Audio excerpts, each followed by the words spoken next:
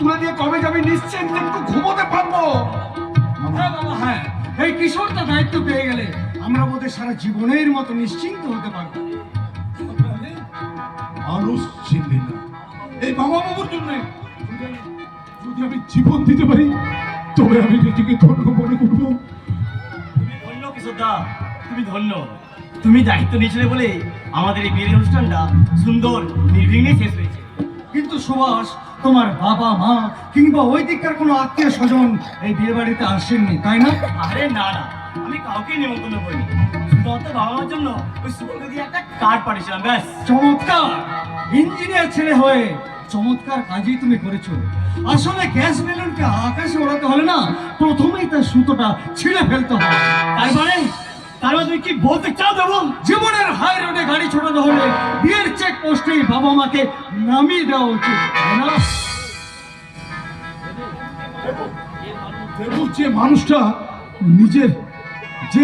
নিজে তোমার বাবার গালে চড় মেরেছে তার হয়ে ওকালতি করতে তোমার লজ্জা করছে না? ভেতরের দাগটা এখনো বেঁচে আছে। তবু যদি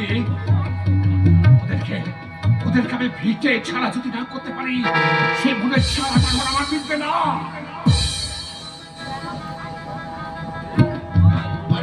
মাথায় মন্ডলের সৎসাহস নেই বলেই তো আমি আপনাদের নিমন্ত্রণ রক্ষা করতে এসেছি। আর নমস্কার। উদাস একজন বাড়ির ভাড়াটে হয়ে তুমি কোন সাহসে এখানে এসেছো? আরে আমি তো কার্ড নিয়ে এসেছি, তোমাদের দারোয়ান এটা দেখে তবে আমাকে ভেতরে ঢুকতে দিয়েছে। হ্যাঁ, কিন্তু আমি ওই কার্ড তো সুবলের দিয়ে বাবা মার জন্য পাঠিয়েছিলাম। বাইরের লোককে দিয়ে কার্ড পাঠিয়ে যে নিমন্ত্রণ করা হয়, বাইরের লোকই তো সেই নিমন্ত্রণ রক্ষা করতে আসে সবাই। একজন বাড়ি ভাড়া করে তুমি আমাকে অপমান করে কথা বলছো?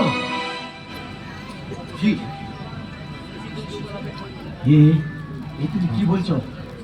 ঠিক আছে, আর শোনো, এই তোমার বিয়ের উপহার না। হ্যাঁ, শুনেছি তুমি দুমুঠো খেতে পারো না, তাও কষ্ট করে উপহার কেন আনতে গেলে? আরে না না না না, এর জন্য আমার এক পয়সাও খরচ হয়নি। আরে বাড়িতে রং তুলি কাগজ তো ছিলই, তাই দিয়ে একটা ছবি এঁকে ফেললাম। এই না না সুভাষ, না।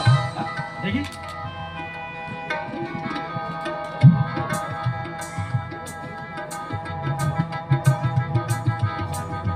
এ কি? এ তো আমার বাবা মার ছবি। হ্যাঁ, আর একজন ঘর জামাইয়ের জন্য এর থেকে ভালো উপহার আর কি হতে পারে সুভাষ? সনাব রাস্কেল, তোমার উপহার আমি আস্থা করে ছুঁড়ে ফেলে দেবো। চমৎকার সুভাষ, জীবনের মণ্ডপ থেকে তো তাদের আস্থা করে ছুঁড়ে ফেলে দিয়েছো, এখন তাদের ছবিটাও তুমি আস্থা করে ছুঁড়ে ফেলে দিতে চাও?